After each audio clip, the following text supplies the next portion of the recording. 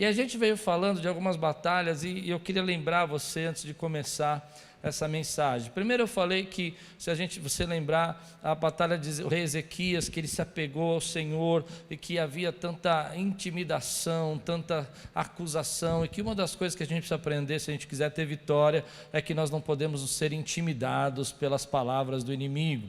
Às vezes é alguém que te afronta, uma pessoa que você precisa aprender a lidar com a intimidação se você quiser vencer. É nisso que eu estou buscando estratégias de Deus para atravessar períodos, para que eu possa entrar naquilo que Deus planejou, porque muitas vezes batalhas são os inícios das conquistas que Deus quer fazer em você, que quer te colocar em um lugar mais alto, e para você chegar lá você precisa vencer isso. Às vezes a batalha pode ser um novo empreendimento que surge na sua vida, que começa com muita luta. Às vezes a batalha pode ser um ajuste que você está vivendo na sua empresa e você precisa saber lidar com ela para que possa crescer, e depois disso venham as recompensas do que você está passando. Ou talvez seja na sua vida, que você precisa aprender a viver algumas coisas. Tanto que semana passada eu falei que quem quiser ter vitória precisa aprender a lidar com as suas frustrações. Porque durante um dia você vai ter 3, 4, 5 coisas que vão te frustrar, palavras, gentes e situações, e tem muita gente que quando isso acontece joga tudo para o alto, abandona o campo de batalha e não recebe aquilo que Deus está preparando. Mas também falei, quem assistiu o culto da noite, quem assistiu de manhã ouviu da frustração, e quem assistiu à noite, eu falei que tudo isso aconteceu para que levasse o rei Josafá a um tempo de paz. Ele precisava chegar nesse lugar. Deus espalhou medo sobre Judá por causa da batalha. E hoje de manhã a gente começou a estudar a batalha de Gideão. E é interessante que no começo da história de Gideão, a gente falou sobre um ciclo que Israel vive. Eu estou colocando você dentro da mensagem para caso você não tenha ouvido. Um ciclo quando ele buscava Deus, se apegava ao Senhor, se afastava de Deus, clamava ao Senhor, buscava ajuda, pedia socorro, Deus levantava um juiz, libertava o povo se afastava de Deus. Quem já leu o livro de Juízes sabe que o livro de Juízes é assim: levanta Sansão, levanta Débora, levanta Jefté, levanta Gideão, porque eles entram nesse looping, nesse ciclo, que a gente precisa quebrar esse ciclo se a gente quiser viver as vitórias que Deus tem para nós. Que antes de você chegar no campo de batalha, foi o que eu preguei de manhã, Deus precisa tratar por dentro você. Então Ele vai tratar a nação por dentro, vai quebrar os ídolos, vai quebrar o poste ídolo, vai quebrar o ídolo do Baal, e eles ficam bravos, embora tenham pedido ajuda para o Senhor, pedido socorro. Quando Gideão quebra os ídolos, eles ficam muito bravos, eles querem matar Gideão. E eu falei sobre isso, que muita gente não quebra o ciclo porque não quebra aquilo que está pegado, está preso a pensamentos, ideias, idolatrias, conceitos. E eu usei idolatria não como imagem, mas como conceitos, como imagens internas que a gente constrói para que a gente não possa vencer, e que Deus precisa quebrar isso na sua vida, porque Deus está quebrando um ciclo para que você possa viver o que Ele planejou. Depois fui falando sobre essa questão de que Ele chama a uma grande convocação, e os medrosos, Ele fala, olha, quem está, Deus fala, tem muita gente, tem gente demais, pergunta aí quem está com medo e manda embora. E aí 22 mil pessoas falam, tchau, fui.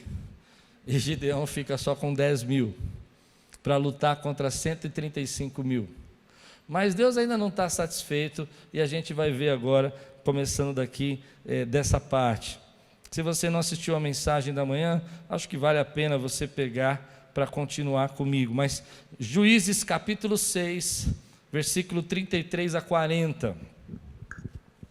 Perceba que esses homens foram embora, eles estavam com medo, mas eles tinham visto isso que eu vou mostrar para você, que de manhã eu não falei. Todos os midianitas, amalequitas e os povos do Oriente se juntaram, passaram o Jordão e acamparam no vale de Israel. Então o Espírito do Senhor revestiu Gideão, que fez soar o alarme, convocando os homens da família de Abiazer a segui-lo. Enviou mensageiros por toda a tribo de Manassés, que também foi convocada a segui-lo. Enviou ainda mensageiros a Azer, a Zebulon, a Naftali.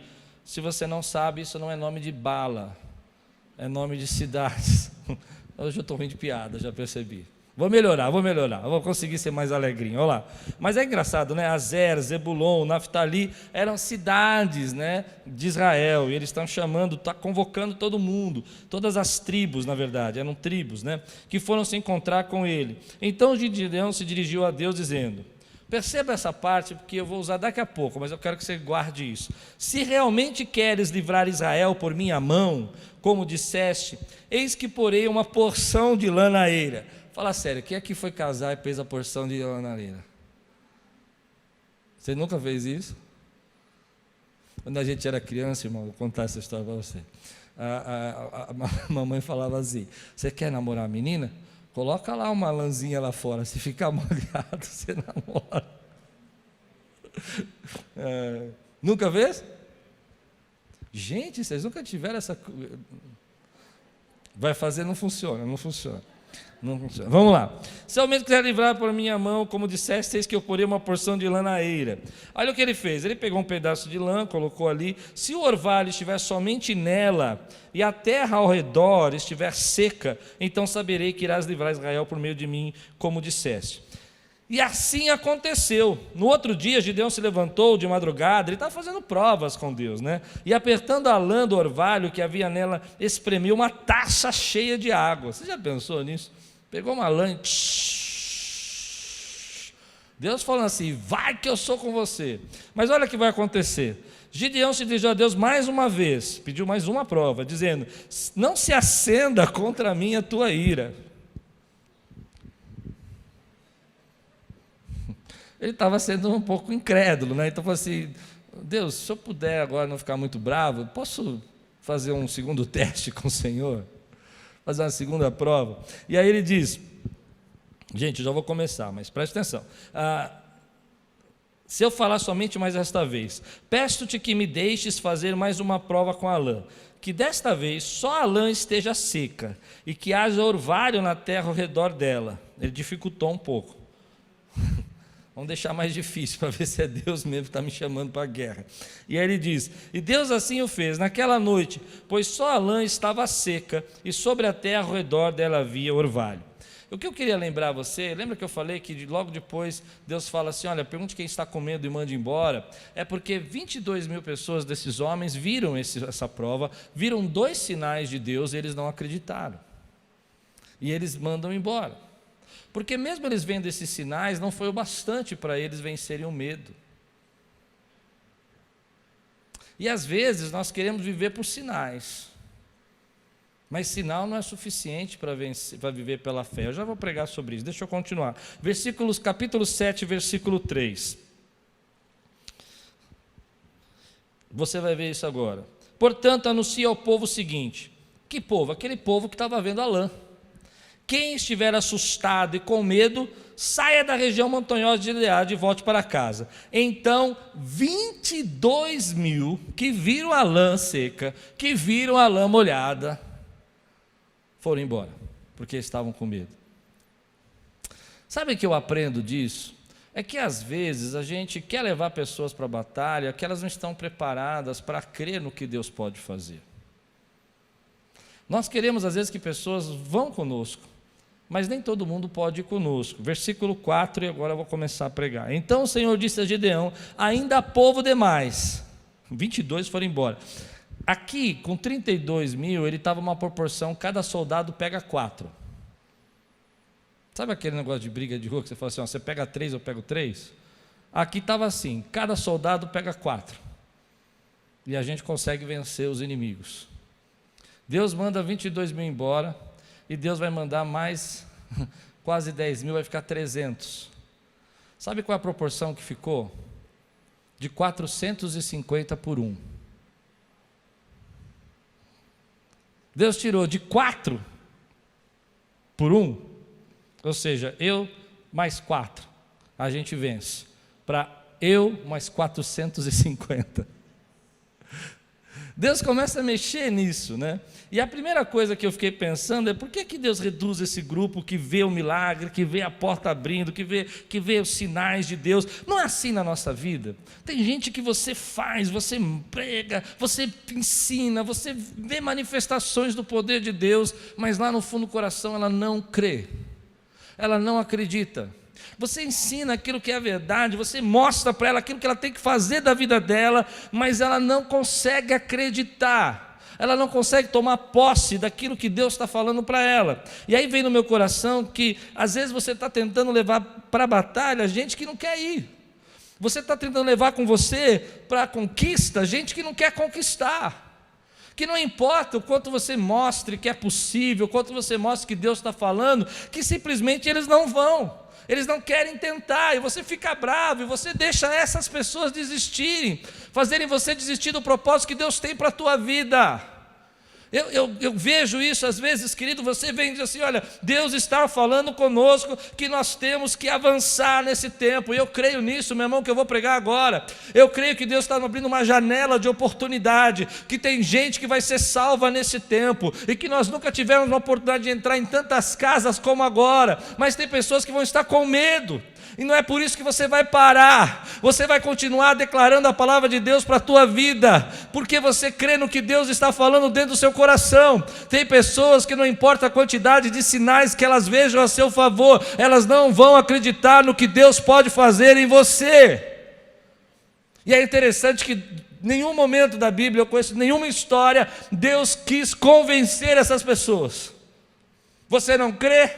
Você não acredita? Então não vá, fique sem. Mas se você acredita, entra com toda a tua força, porque eu tenho vitória para você, e eu estou te dando sinais. Eu não sei se eu estou conseguindo ser prático agora, eu quero ser prático. Às vezes você vai recebendo sinais de Deus. Olha, eu vou colocar coisas práticas da minha vida. Eu me lembro que quando eu fui comprar minha casa, Deus colocou sinais que eram difíceis, era quase impossível. Eu não tinha a reserva necessária, mas Deus foi colocando sinais que eu tinha que ir naquele caminho. Embora esses sinais fossem claros para mim, às vezes não é claro para todo mundo. E aí chega um momento que você fica com medo de entrar. É aquela hora que você fala, bom, Deus me deu um sinal, Deus me deu 2 sinais, ou eu entro ou não entro. E aí você quer que outras pessoas acreditem no que você está fazendo, mas elas não podem acreditar, porque elas não foram preparadas para viver aquilo que Deus preparou para você. Se você está entendendo, diga amém por isso, meu irmão, entenda isso. Você fica incomodado. Então a palavra de Deus fala assim, desça as águas. Olha o versículo 5 e 6, vamos correr um pouquinho. Gideão fez com que o mar descessem as águas. Pulei o versículo 4, né? Versículo 4, então o Senhor disse a Gideão, ainda há povo demais, faça-o descer até as águas, e ali eu o quê? Provarei. Deus fala o seguinte, sabe, eu sou daquela pessoa que eu quero levar todo mundo comigo, mas nem todo mundo está pronto para viver a conquista que Deus tem para nós. Forte isso, né? A gente quer levar todo mundo com a gente, mas nem todo mundo está pronto para ver o tamanho do milagre que Deus quer fazer na tua vida. Você quer levar todo mundo, mas nem todo mundo está pronto para ver como Deus pode te abençoar. E elas não vão acreditar, e elas vão ficar com medo, elas vão dizer que você é louco, olha, não dá. E a coisa ainda vai piorar, porque Deus vai reduzir ainda mais. E aí Deus vai falar aqui, ó, eu vou os provar. Por que Deus vai provar? Porque Deus vai separar. Tem um tipo de gente, querido, tem valentes que são separados por Deus para serem levados com você naquilo que Deus planejou na tua vida. E não é todo mundo que vai. É triste dizer isso, mas Deus vai reduzir o grupo. Por que Deus vai reduzir o grupo, querido? Porque às vezes nós estamos esperando que pessoas acreditem, que gente nos apoie, mas não precisa de tudo isso não, que você precisa da palavra de Deus, e se Deus está falando que Ele está com você, Ele está com você. Eu oro para que Deus levante nessa noite 300 valentes aqui, não precisa ter 3.000 valentes, 300 valentes, que clamam, que adoram, que oram, que buscam, que desejam a presença de Deus, que acreditem nos sinais que Deus tem feito a essa igreja, e que por isso se levantem para pregar o Evangelho, para falar do amor de Deus, porque esses 300 valentes vão abalar. Ei, eu quero ouvir você dizer glória a Deus, meu irmão. Então você começa a ver aquelas pessoas indo embora. Eu fico imaginando o Gideão vindo. Olha, 35 mil, 4 dá, né? Acho que 4 é forte. Acho que você segura 4.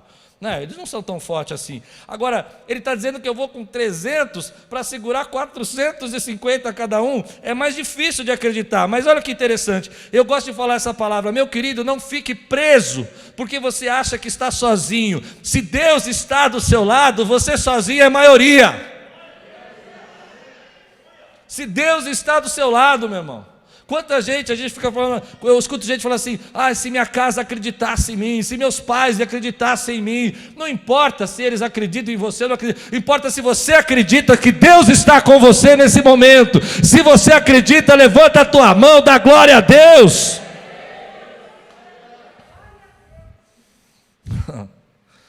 E eles vão descer as águas e Deus vai pôr eles no teste. Versículos 5 e 6, agora sim. Gideão fez com que os homens descessem até as águas. Então o Senhor lhe disse, todos que lamberem a água com a língua. Olha a prova que Deus fez. Eu nunca vi ninguém lamber a água com a língua. Você já viu? É natural do ser humano pôr a mão e... O que o texto está dizendo é que eles tinham que chegar até a beira do rio lá, como faz o cachorro, se dobrar e começar a lamber. O número dos que lamberam, claro, levando a mão à boca, foi de 300 homens. Todos os outros se ajoelharam para beber a água, que nem cachorro. O que eu penso é que Deus está falando assim, olha, eu tenho pessoas que são diferentes, e eu vou usar essas pessoas diferentes para trazer as conquistas que você tem. Elas não são comuns, elas não são iguais do que você imagina, mas eu posso usar essas pessoas para trazer a vitória para você. Parece pouco, mas vai ser bastante. Parece pouco, mas eu vou fazer com que essa proporção de 4 por 400, de 1 por 450 não seja suficiente para parar você. Sabe, querido, há momentos da nossa vida que nós estamos numa batalha igualzinho. Você contra 450. A luta começou você contra 4. E você fala, não, Deus fiel. Sua dívida era R$400. Agora ela se torna R$40.000. Você achava que esse problema que você estava passando era 3, 4 situações, telefonemas resolveriam. Em 4 dias estaria tudo resolvido. E agora vai demorar uns 4 meses. E aí você começa a pensar que você não tem condição. Mas, querido, os 300 que Deus coloca do seu lado é o suficiente para derrubar todo o exército inimigo. Porque Deus não precisa de muito. Deus é um Deus que pode pegar poucos pães e poucos peixes e alimentar uma multidão. Deus é um Deus que pode fazer o azeite derramar nas botijas de toda uma cidade, todas que ela conseguiu emprestado, até transbordar. E Ele continua sendo o mesmo Deus. Tem muita gente que se sente triste, sente desanimada, porque acha que está sozinho. Você não está sozinho. Deus colocou as pessoas certas do teu lado que acreditam no que Deus pode fazer na sua vida. Como eu aprendi isso nesse tempo?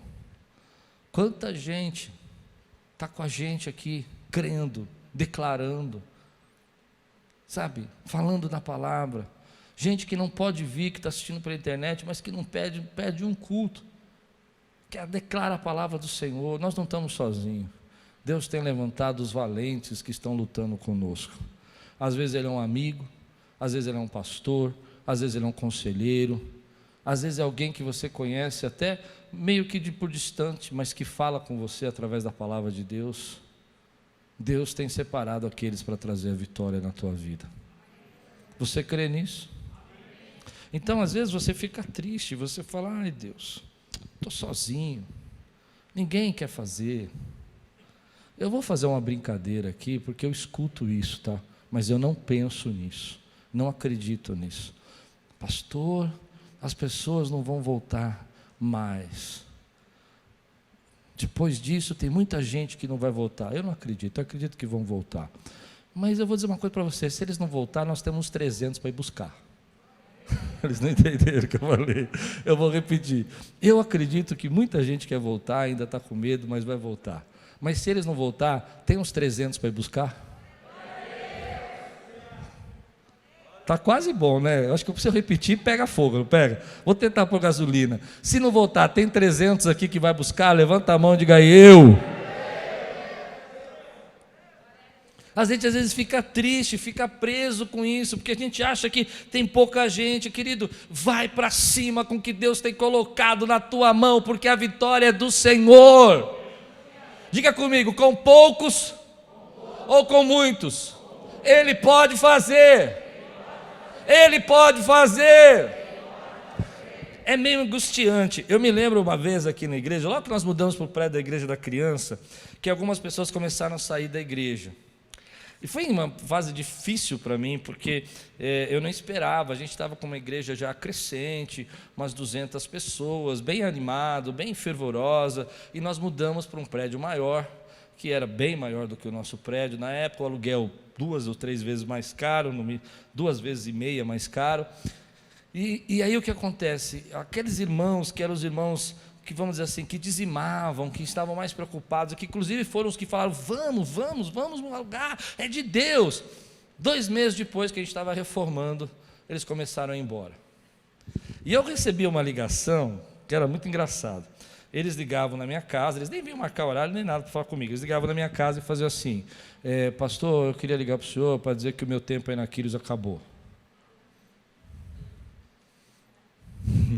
Imagina você estar mudando, você está reformando, um aluguel muito mais caro, o camarada que falou para você que ia estar com você, liga para você e fala assim, meu tempo acabou. 11 pessoas. 11 pessoas de uma igreja de mais ou menos 200 pessoas. Se contar os filhos, tal, dava umas 20 e poucas pessoas, dava 10% da igreja indo embora. Nunca tinha vivido isso na vida, nunca. Chegou uma hora que eu comecei até a achar engraçado, porque tocava o telefone em casa, eu atendia assim, vou brincar, mas vocês vão entender, my time is over, boa tarde. Eu falava, Banco Bradesco, my time is over, boa tarde. My time is over em inglês é meu tempo acabou. E aí a pessoa fala, não quer? Eu falei, não, nada, pode falar. Pastor, eu estou ligando para dizer. E eles foram meio sagazes, sabe? Porque eles ligavam meio que em série. Tipo serial killer, sabe? Vai te matando aos poucos, assim. Vai cortando os pedaços. Misericórdia, está amarrado. E aquilo é sangrando o coração, né? Porque eu falava, meu Deus, o que nós vamos fazer? Que loucura, que loucura. Mas Deus queria me ensinar uma coisa muito forte. Quem sustenta essa obra é Deus. Ele usa pessoas. E Ele vai usar você. Mas Ele vai usar você se o seu coração estiver preparado para ser usado. Ele vai derramar bênção sobre você para sustentar a casa dele. Então aquelas pessoas foi difícil, foi uma batalha, triste. Algumas pessoas chegavam para mim e falavam, o que está acontecendo? O que está acontecendo? Mas alguns anos depois a igreja cresceu, e eu precisei abrir o culto da manhã, porque nós só tínhamos culto à noite, e não cabia mais, nós fomos abrir o culto da manhã. E foi interessante porque quando eu pedi para começarem a congregar da manhã, 50% da igreja que vinha à noite foi para amanhã. E aí começaram a espalhar um boato que a igreja tinha se dividido. E que 50% da igreja... O pastor sofre, querido. Vocês acham que não sofre? Que tinham ido embora. Eu me lembro de alguns irmãos falavam assim, para outro irmão, nossa, eu fui na Quírios, está vazio. É claro que estava vazio. Você pensa no culto da manhã, você passa metade para a noite. Então, da noite passa metade para amanhã. Eu lembro que foi o primeiro culto que a gente fez, foi quando a Cris Valsani chegou aqui na igreja, né, Cris? E estava aqui 8 pessoas, 12 pessoas o primeiro culto. O primeiro foi bem vazio, depois as pessoas começaram a vir, e aí começou a sobrar lugar à noite, e aí começaram a dizer, olha, Quírios está com uma fase difícil, metade da igreja foi embora. E aí alguns irmãos falavam assim para mim, cadê o fulano? Cadê o fulano? Cadê o Juca? Cadê o Sidney? Eu falava, estava no culto da manhã. Sei não. Duro, né? Mas Deus tinha me preparado. Deus tinha me preparado. Assim como Deus está te preparando. E Deus tinha me cercado dessa vez de valentes. E assim como Deus está te cercando de pessoas que vão lutar com você nessa batalha. Porque Deus tem conquista para você. Se você crê, dá glória a Deus por isso. E agora a gente multiplicou de novo. Tem 2 cultos de manhã, e eu escuto de manhã. Hoje o irmão querido estava triste, ele falou, pastor, está tão vazio agora na igreja, né? Ai, que dó, né? Eu falei, mas tem 2 cultos. Eu entendi, é porque a gente não consegue ver isso. Mas tem aqui, querido, mais de 600, 700 pessoas que estão guerreando aqui nessa igreja para pregar o Evangelho. E fora 2.000 que estão lá na internet guerreando também. Quem pode dizer amém por isso? Orando, intercedendo. Dá um glória a Deus aí, igreja. Aleluia! Deus é bom. Vamos lá. Ô, glória! Quem está sentindo a presença de Deus aí? Dança como Davi. Ninguém está sentindo. Vamos lá, olha comigo aqui. Versículo 9 a 15. Naquela mesma noite o Senhor lhe disse: gente, vamos se preparar. Levante-se e ataque o arraial, porque eu entreguei nas suas mãos.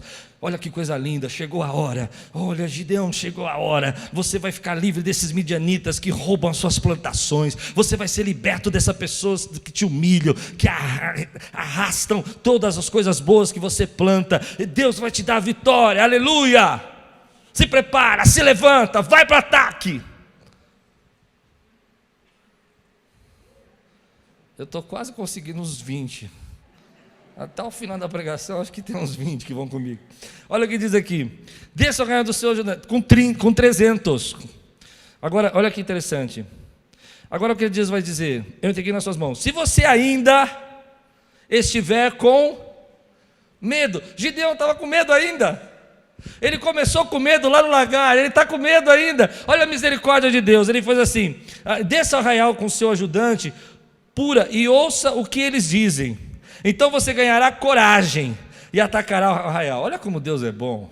Deus vai dar uma injeção de coragem. Você não acredita mais. Ele já te deu um sinal, ele já te deu 2 sinais, e você ainda não acredita. Deus ainda vem na sua misericórdia e fala: Gideão, você está com medo ainda, né?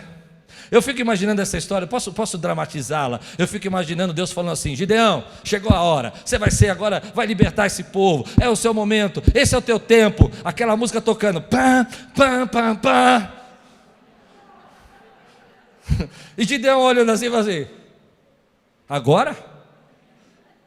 Com 300? Nós tínhamos 35 mil, o Senhor mandou todo mundo embora, ficou 300. E aí olha que interessante, Deus fala: então vai lá, vai escutar, olha o que vai acontecer. Gideão desceu até a vanguarda do arraial com seu ajudante. A vanguarda, a parte da frente, pura. Os midianitas, os amalequitas e todos os povos do Oriente cobriam um vale como uma nuvem de gafanhotos. Os camelos deles eram uma multidão inumerável, como a areia que está na praia do mar. Você já imaginou a quantidade de gente que tinha ali? E quantos Gideão tinha? 300. Os camelos deles eram uma multidão. Quando Gideão se aproximou, eis que certo homem estava contando um sonho ao seu amigo. Ele dizia: tive um sonho. Eis que um pão de cevada vinha rolando dentro do arraial dos midianitas. Um sonho engraçado. Ele sonhou que um pão vinha rolando. Bateu contra a tenda de maneira que esta caiu e se virou de cima para baixo e ficou estendida no chão. O amigo respondeu: isto não é outra coisa a não ser a espada de Gideão, filho de Joás, homem israelita. Deus entregou nas mãos dele os midianitas e todo este arraial. Quando Gideão ouviu o relato desse sonho e o seu significado, adorou a Deus. Voltou para o arraial de Israel e disse: levante-se, porque o Senhor entregou o arraial dos midianitas nas mãos de vocês. Vou fazer uma pergunta para você, se prepara, se você está pronto, fica pronto agora, porque agora Deus quer falar com você. Quantos sinais você precisa para crer? Quantos sinais você precisa para crer? Olha a misericórdia de Deus aqui, Ele está dando mais um sinal. Nós precisamos de confirmação. Gente, eu conheço pessoas que estão casadas há 30 anos, perguntando para si ainda: será que essa é a mulher que Deus me deu? Sim ou não é, pastor Carlos, pastora Bela? É verdade ou não é? Eu me lembro um aconselhamento que eu fiz, nem sei quem era. Sentou comigo e falou assim: sabe, pastor, nós somos casados há 18 anos, mas eu não tenho certeza se essa era a vontade de Deus. Eu falei: se não era, ficou sendo.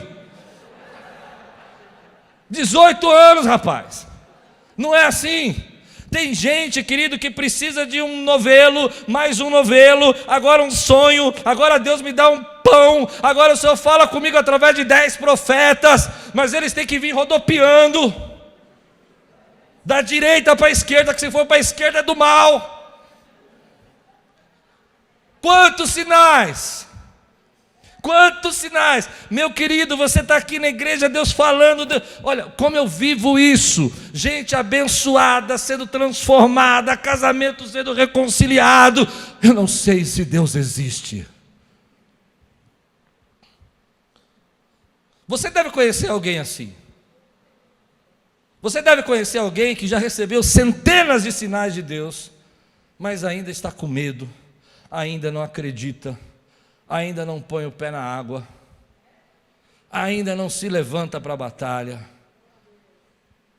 Mas na misericórdia de Deus, Deus vai dando esses sinais para nós, mas chega uma hora, querido, que você fica, me perdoe a expressão, não quero escandalizar você, viciado em sinais. Só mais um. Ó, eu vou na padaria. Se o café estiver quentinho. Vocês estão rindo de mim ou vocês estão rindo porque isso é um fato? É um fato. Meu querido, como eu vejo as bênçãos de Deus nesse tempo. Como eu vejo as bênçãos de Deus nessa igreja, nesse tempo. E quando eu falo igreja, eu não estou falando do prédio, eu estou falando de você. O que eu contei de testemunhos nesse tempo, o que eu contei de testemunhos aqui, de gente me escrevendo e falando, olha, eu fui abençoado. Meu querido irmão, que sinal você precisa para ver que Deus está com você? Você pediu um novelo, Deus deu um novelo. Ah, mas pastor, só tem que entender que é pouca gente. Eu entendo, mas com poucos ou com muitos, Deus é poderoso para fazer na tua vida. Pastor, mas a batalha está muito grande, eu entendo, mas você está sendo preparado, está sendo forjado por Deus para vencer essa batalha. Você já passou por outras lutas como essa e venceu, e vai vencer mais essa. Se você crê, fica de pé no teu lugar e diga assim: eu não preciso mais de sinais, eu sei que Ele me ama. Ah não, meu irmão, baixa só um pouquinho a máscara e olha para o céu, não olha para frente. E diz: eu não preciso de sinais.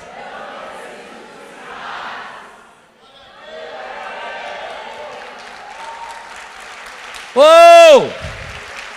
Que sinal você precisa mais para saber que Ele te ama? Ele te tirou do buraco, te arrancou das garras de Satanás, te trouxe libertação, restaurou a tua casa, restaurou. Se eu estou pregando para alguém, vai levantando a mão, vai dizendo: sou eu, tirou você, querido, do mal, e disse: eu sei que eu sou o teu Deus. Recebe essa prova, recebe mais essa.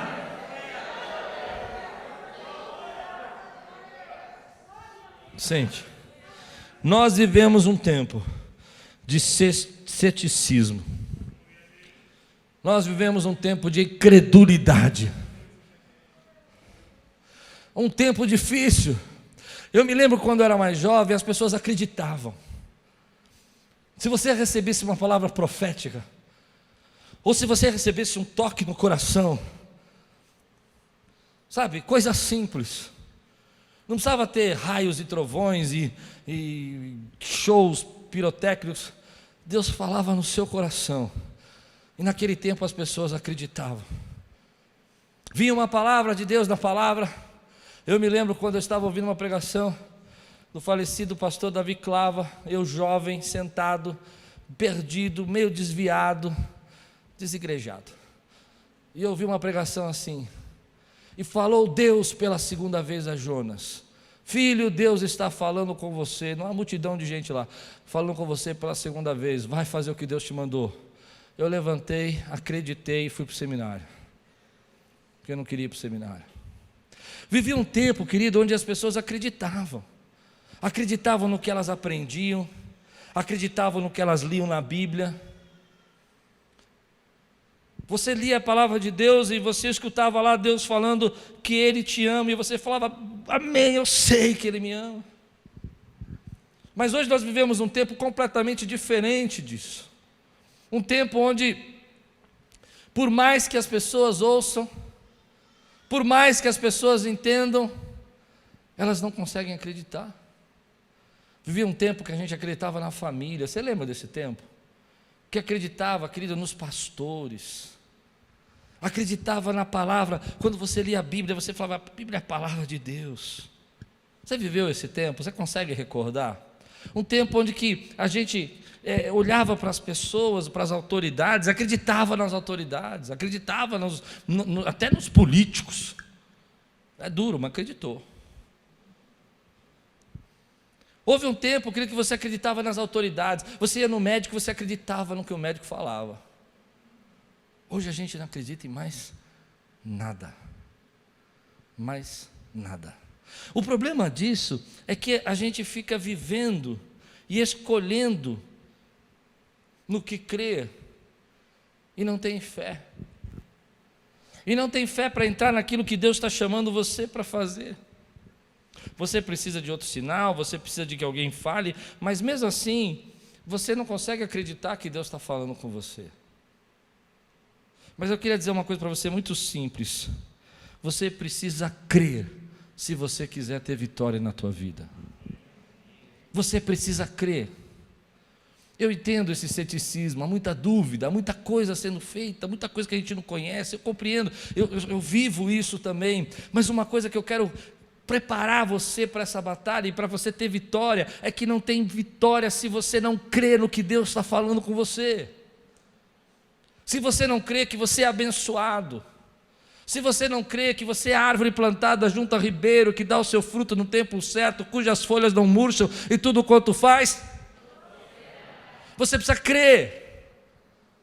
Aqui é uma questão, querido, que às vezes nós ficamos pedindo sinais para Deus e Deus está dando sinal, é esse o caminho, mas você não consegue entrar pelo caminho, porque você olha a quantidade de pessoas que estão com você, você olha quem acredita em você, você olha o tamanho do problema que vem pela frente, e aí você trava tudo aquilo que Deus quer fazer na tua vida.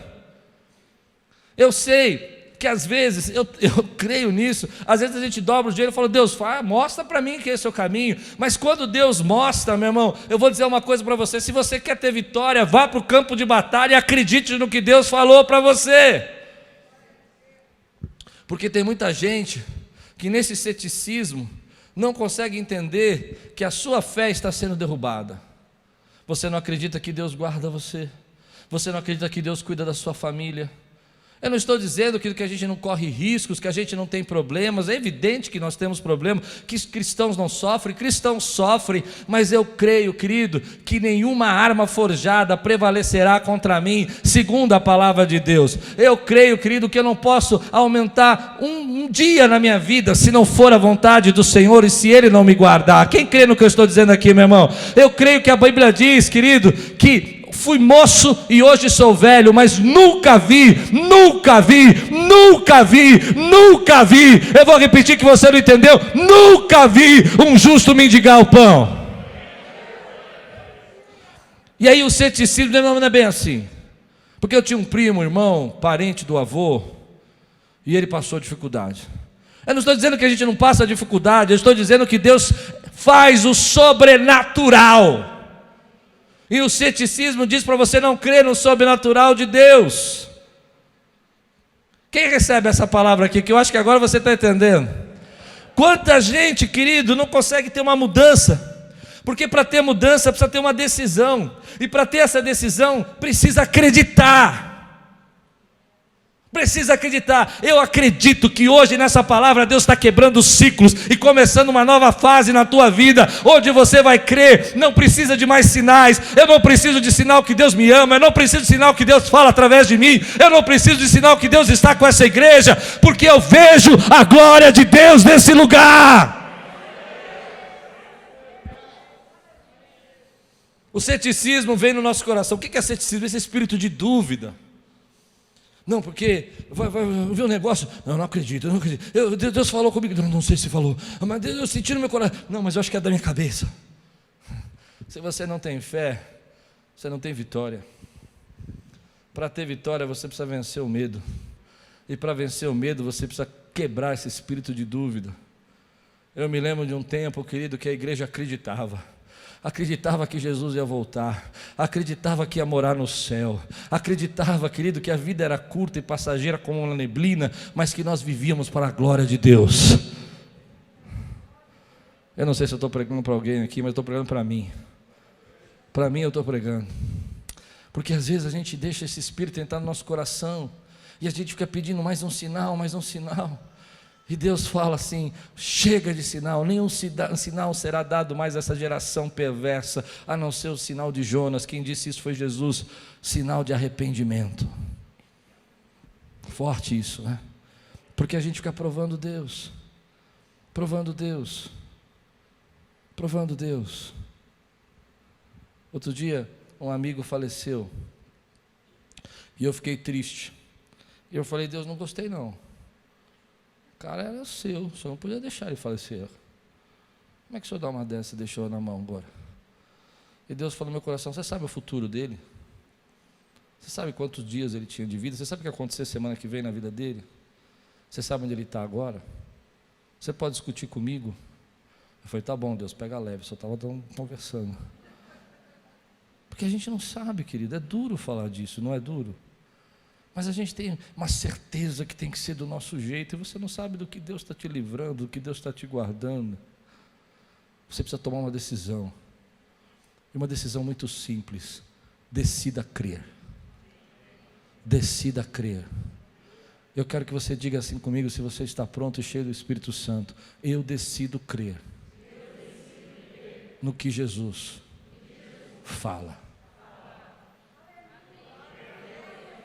Porque nesse tempo vai ter muita gente que vai dizer, tem uma série no meu coração, eu não sei se eu vou pregar quando a semana que vem eu acabo essa de batalha. Eu queria pregar uma série, mas eu não sei se eu vou conseguir fazer. Eu estou orando por ela, que é uma série, o que Jesus disse e você não sabe. Porque tem muita gente que fala coisas que Jesus não disse, e não fala o que Jesus disse. Entende isso que eu estou dizendo? E por que eu falo isso? Porque nessa geração a gente precisa decidir crer. Eu não sei o que Deus vai fazer com a minha vida, eu não sei qual é o futuro que Ele tem para mim, mas eu decido crer que Ele me ama e que Ele tem cuidado da minha vida. Você pode dizer amém por isso que eu estou dizendo, meu irmão? Eu não sei, querido, eu creio, eu tenho uma expectativa dentro do meu coração, e eu sei que coisas boas estão vindo, mas ainda que Deus tenha outros planos para mim, eu creio que tudo que é bom, tudo que é perfeito, tudo que é agradável, tudo que tem boa fama, vem do Senhor. Eu creio, querido, que Ele continua sendo o meu Senhor, o meu pastor, e de nada eu vou ter falta. Quem pode dizer amém por isso, querido? Então você fica precisando de sinais e sinais nesse tempo. Não, mas veja bem, a igreja, olha o que aconteceu com aquela mulher, olha aqui com aquela pastora. Eu não preciso de sinais, porque a minha vida já é um sinal. Eu sei de onde Ele me tirou, e eu sei de onde Ele está me colocando agora. Quem pode dizer glória a Deus? Você não viveu um dia na minha casa, quando eu era criança, para você saber o que Deus teve que fazer naquela casa, para eu estar aqui hoje pregando para você. Então não preciso de sinais para dizer para você que o meu Redentor vive, Ele é verdadeiro. Paulo disse isso: trago as marcas de Cristo no meu corpo. Você traz as marcas de Jesus na sua vida. Quanta gente já tentou abalar a tua fé, quantas pessoas já tentaram fazer você não acreditar, e você ficou ali machucado, mas você falou: Deus, eu sei que o Senhor é real. Sabe por quê? Porque você decidiu crer, que Ele é poderoso, que com 300 para derrubar uma multidão, um exército inteiro, você decidiu crer e dizer: eu não sei porque eu tinha que passar por isso, mas eu sei que meu Deus sabe como eu saio desse vale da morte. Ele sabe o caminho, Ele sabe como eu faço para chegar do outro lado dessas águas turbulentas. Quem decide crer aqui, levante sua mão, diga: eu decido crer. Há um tempo, querido, que a gente simplesmente decidia crer. Não tinha condição, não tinha como fazer as coisas, não tinha estrutura, simplesmente nós dizíamos: Ele é real. E milagres aconteciam. Quando uma igreja decide crer no tempo de ceticismo, ela está indo contra tudo aquilo que ela está ouvindo a semana toda na internet. Porque a semana toda você está sendo bombardeado. Não crê nisso, não crê naquele, não crê no médico, não crê na vacina, não crê não sei no quê. Eu não sei, o tempo todo, querido. Mas uma coisa eu vou dizer para você: eu creio que o Senhor vai nos tirar e vai nos levar para fora do vale da sombra da morte. Quem crê, diga glória a Deus por isso, meu irmão. Você precisa de sinais ainda. Você precisa de sinais para crer que Deus está com você. Você precisa de sinais para acreditar que Deus está falando com você. Quanta gente precisa de um sinal, mais um sinal, Deus, mais um sinal. Porta se abriu, as coisas aconteceram, elas estão indo, gente vai sendo agregada. Mas não, Deus, eu não tenho certeza que isso é para... Será que o Senhor está falando comigo? Querido, recebe a palavra e decida a crer. Eu conheço uma pessoa que uma vez veio falar comigo. Ela estava comprando um apartamento. E Deus foi dando sinais para ela do apartamento. Ela não tinha o dinheiro apareceu, a negociação foi feita de uma maneira como ela queria, ela tinha orado para que alguns sinais na negociação acontecessem, todos os sinais aconteceram, e no final ela disse assim: mas eu não comprei não, pastor. Eu não comprei não. Eu falei: como assim você não comprou? Comprei não, um negócio muito grande, sabe? Você já viu gente fazer isso? Eu já vi. Gente que, apesar de tudo que Deus fala, decide não acreditar. São como aqueles que, no campo de batalha, antes de chegar ao campo de batalha, viram o novelo seco, viram o novelo molhado, depois seco, e ainda assim disseram: estou com medo, vou embora. Fui. Mas aí Deus, na sua misericórdia, vem dando esses sinais, mas chega uma hora que você precisa ir para o campo de batalha, querido. Eu não sei se você entende. Chega uma hora que você tem que assinar o contrato, chega uma hora que você tem que posicionar, chega uma hora que você tem que pôr o pé na água. Não dá para viver de sinal o tempo todo. Só mais um. Eu me lembro que quando alugamos esse prédio, eu não queria alugar, né? Vocês lembram disso? E eu fiz um sinal. O primeiro sinal é que tinha que dar para fazer uma arquibancada. Eu tinha visto uma igreja, e aí, na época, fizemos o projeto e dava para fazer uma arquibancada. Primeiro sinal. O segundo sinal, o proprietário queria 36 mil reais e eu queria pagar 23. Na verdade eu queria 21, mas com 23 eu fechava. Então o proprietário sentou na sala e o senhor, uma benção, obrigado pela fé que o senhor teve em nós, mais do que eu. E olha que eu sou pastor, ele teve mais fé. E ele disse o seguinte: não, 36 é o preço e tal. Eu falei: não, 36 não dá, eu vou pagar 21. E ele disse: por quê? Porque é o que eu posso pagar. Ele disse: não, 21 não dá. E foi interessante que eu pedi um sinal. E aí eu falei, ele falou: não dá. Eu falei: então tá bom, então acabou a reunião. 10 minutos tinham acabado a reunião. Ele falou: mas você é muito apressado, né? Senta aí, vamos conversar. E nós fechamos com 23. Ah, mas vai dando glória, irmão. Mas o Gideãozinho é difícil. O Gideãozinho... já estou no segundo novelo, tem mais uns 4 que eu vou pedir. Mas chega uma hora que você tem que assinar o contrato, senão a bênção passa. Você tem que decidir crer. Já era um milagre de 36 para 23, não é um milagre?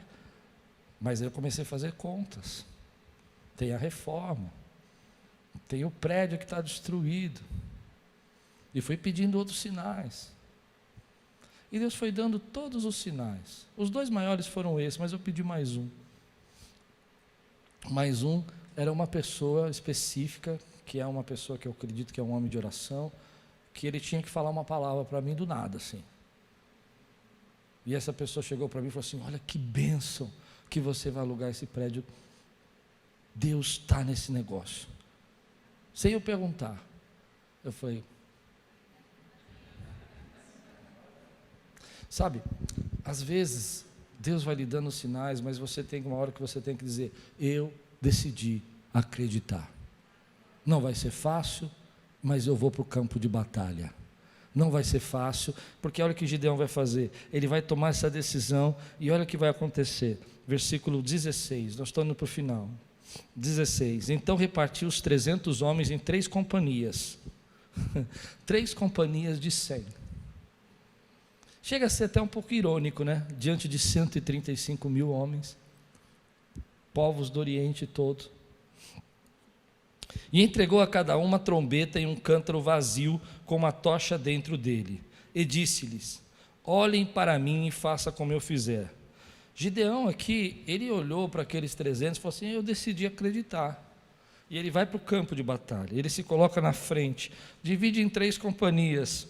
Quando eu tocar a trombeta, e todos os que comigo estiverem, então vocês também tocarão a sua trombeta ao redor de todo Arraial e dirão: pelo Senhor e por Gideão. Gideão e os 100 homens que estavam com ele chegaram nas imediações do arraial, foram para frente do campo de batalha, né, por volta da meia-noite. Pouco tempo após a troca das guardas, tocaram as trombetas e quebraram os cântaros. Pá, pá, que tinham nas mãos. Assim as 3 companhias tocaram as trombetas e despedaçaram os cântaros, seguravam a tocha na mão esquerda e a trombeta na mão direita, e gritavam: uma espada pelo Senhor e por Gideão. E cada um permaneceu no seu lugar ao redor do arraial. Todo o exército dos midianitas começou a correr, a gritar e a fugir. Ao soar das 300 trombetas, o Senhor tornou a espada de um contra o outro, e isto em todo arraial que fugiu na direção de Zererá, até Bet-Sitá, até a divisa de Abel-Meolá, perto de Tabate. Querido, Deus tem estratégias para nós que a gente não consegue entender. Para um ele fez a vitória fazendo com que uma praga viesse e matasse 185 mil homens, na primeira mensagem. Na segunda mensagem, Deus criou uma confusão entre os inimigos e eles brigaram.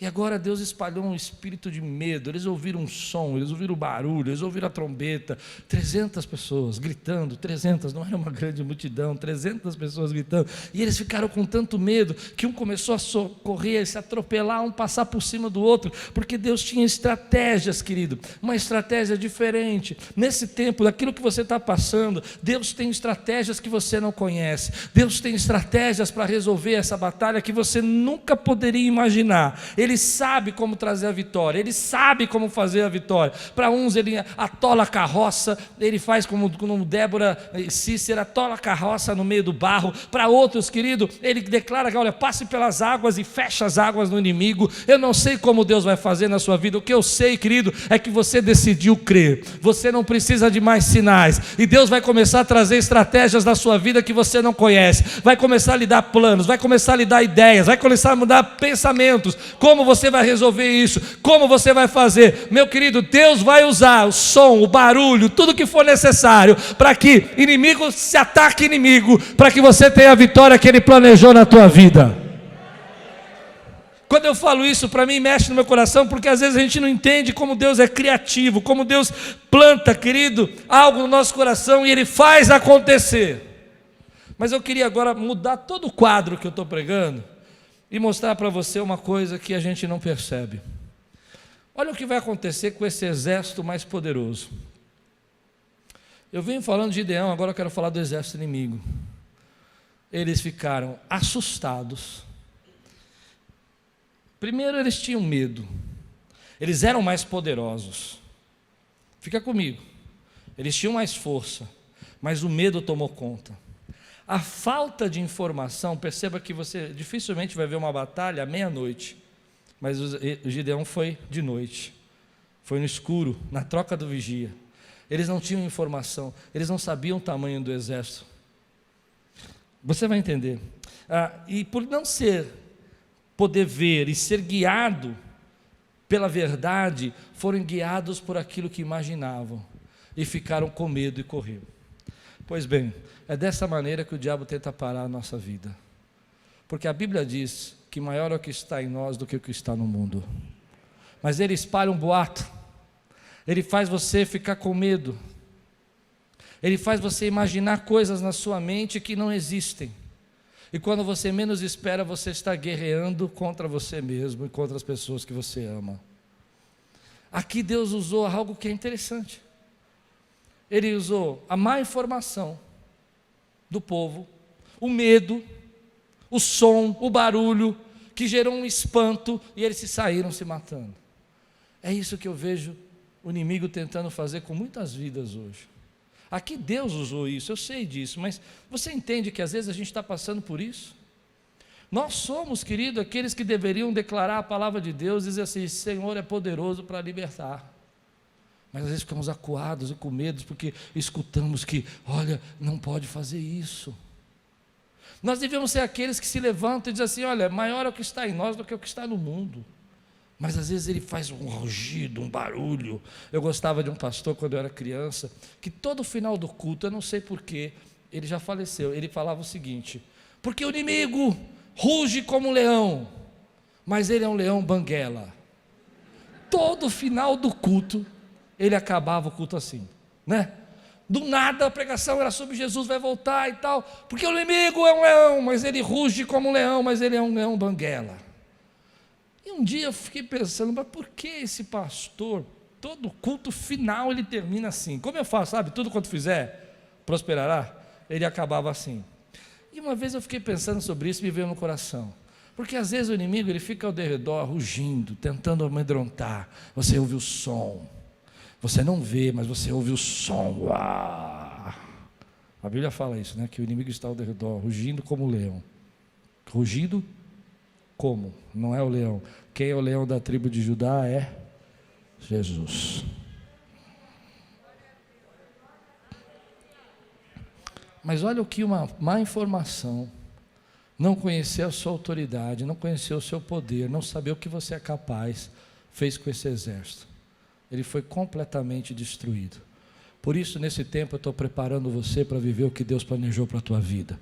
E eu estou dizendo que Deus está adestrando as suas mãos para a batalha, para que você saiba, querido, que com poucos ou com muitos Ele é poderoso para te dar a vitória, para que você decida a crer. Se você não ouviu a pregação de manhã, para que quebre ciclos na sua vida, para que quebre a idolatria que está prendendo você de avançar, para que você saiba, querido, que algumas pessoas não podem ir com você e elas não vão acreditar em você, mas o importa é o que Deus decidiu fazer na tua vida. Então não fique medo com a informação que você recebe, não fique medo com aquilo que você vê, porque você não é guiado por vistas, você é guiado pela fé. Nós somos guiados pela fé, e a fé vem pelo ouvir, e ouvir a palavra de Deus. E você está ouvindo a palavra de Deus, e Deus está preparando a tua fé, e você vê um exército inimigo, e você sabe que ele é maior, mas maior é aquele que está em você. Meu irmão, você é esse pão que está rolando ali sobre as tendas do arraial do inimigo, porque Deus está usando você para levar a palavra dele, para estender, querido, o ministério dele, para levar a salvação e a graça dele. Então saiba quem você é. Mas Senhor, eu só tenho 300, é 1 por 400, não importa. Você sabe que eu declarei na tua vida uma palavra, e você não precisa mais de sinais. Creia no que eu disse que faria na tua vida. Se você crê, fica de pé no teu lugar agora, meu irmão, e comece a dizer: ei, pare de rugir. Oh, como isso é forte, meu irmão, para mim. Porque essa estratégia aqui que Deus usou, o cântaro, pá, deve ter feito um barulhão, né? Mas naquele tempo, silêncios, não tinha esse barulho que nós temos hoje, essa poluição sonora, né? Aquele silêncio, meia-noite. Você já foi para o campo que não tem barulho nenhum, e de repente começa a cair 300 jarros, as tochas acesas, as trombetas tocando, todo mundo gritando, o povo fica assustado. E às vezes é assim que você está, ouvindo barulho, escutando o que estão dizendo para você, e você está com medo. Eu vou dizer para você o que eu acredito. Você não precisa de sinais para saber que Ele te ama. Pode fazer barulho que for, nada pode te separar das mãos do Senhor, porque quebrou um ciclo na sua vida.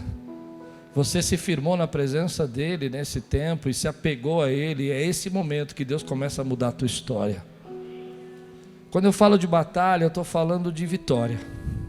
Quando eu falo de batalha, eu estou falando de gente que vai perder a vitória porque não sabe lidar com a batalha. Vai embora com medo, mesmo com tantos sinais que Deus dá. Mas, querido, na minha vida e na sua vida, todo ciclo de indecisão, todo ciclo de medo, todo ciclo de pânico, todo ciclo de má informação que faz a gente ficar doido, Ele quebrou na tua vida, porque você decidiu crer no que Ele fala para você. E sabe o que Deus fala comigo? Eu creio que Deus fala comigo: eu tenho uma aliança. Levante sua mão e diga assim: eu tenho uma aliança. A minha vida pertence ao Senhor. Eu sou um adorador. Eu sou nação santa. Eu sou sacerdote real. Eu sou aquele que Deus chamou das trevas para a maravilhosa luz. E eu sigo. Eu sou temente. Eu sou adorador do grande eu sou, do El Shaddai, do Todo-Poderoso, do Alfa e o Ômega. Aleluia. Decida crer. Decida crer. Decida crer. Quando eu falei da forma como Deus destruiu o inimigo, é porque eu percebo que o inimigo conhece a Bíblia, sabia disso, né? O inimigo conhece a Bíblia. Não conhece? E às vezes ele estuda as batalhas, eu acredito, e faz contra a gente as batalhas que a gente não conhece a Bíblia. Então às vezes ele faz barulho, às vezes ele faz um som, entende? Espanta, põe medo, você não está enxergando bem, o que será que está vindo contra você? E é engraçado quando a gente não tem a informação correta, né? A gente fica com medo. Você já andou numa rua escura, e aí vem alguém que você não sabe quem é, acelerando o passo atrás de você, e você começa a ficar com medo, e você começa a acelerar o passo para olhar, saber que é um amigo seu. O medo faz isso, você está com o coração na mão, você vai olhar, oh, é você, porque você não estava enxergando, você não sabia quem era, mas agora você sabe quem você é. Você sabe, querido, que você é o que a Bíblia diz que é, que você tem o que a Bíblia diz que você tem, e você pode o que a Bíblia diz que você pode. E sabe uma coisa que a gente pode, que a Bíblia diz: clama a mim, e responder-te-ei. Oh, Deus maravilhoso! Você já pensou? Senhor, Criador dos céus e da terra, o Deus que diz: haja luz e houve luz, diz para você: clama a mim e eu te responderei. Anunciar-te-ei coisas grandes. Coisas grandes. Eu quero que você diga comigo para você guardar: coisas grandes que não sabes. Oh, você precisa entender o que quer dizer isso. Você pode clamar a Ele, e Ele vai anunciar coisas grandes que não sabe. Talvez hoje você esteja num campo de batalha que você se sinta com poucas pessoas para te ajudar, se sinta sozinho nessa batalha, achando que ninguém, nem sua família acredita que você pode, mas Deus manda dizer para você, querido, você pode, clama a Ele, e Ele vai anunciar coisas grandes que você não sabe.